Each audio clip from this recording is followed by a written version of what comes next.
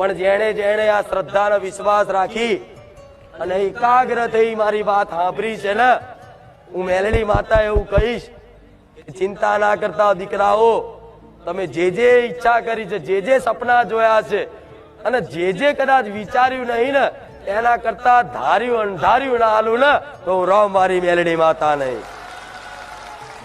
તમારા જીવનમાં જેની જેની આવશ્યકતા છે, તમારી ઈચ્છાઓ તો પૂરી થાય ના થાય, પણ આવશ્યકતા ની ઈચ્છામાં બહુ ફરક. જેની જરૂર છે ખરેખરમાં તમારા હાલના વર્તમાન જીવનમાં ઘર રહેવાની હોય ને, મેલડી ઘર લઈ આલીશ. કદાચ દીકરાનો સંબંધ નહીં તો હું મેલડી સંબંધ કરી આલીશ.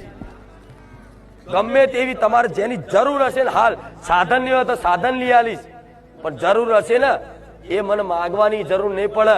વગર માગે આલુ ને તો મને મોનજો કે હું રોમ મારી ખુખાર મેલડી બોલતી હતી.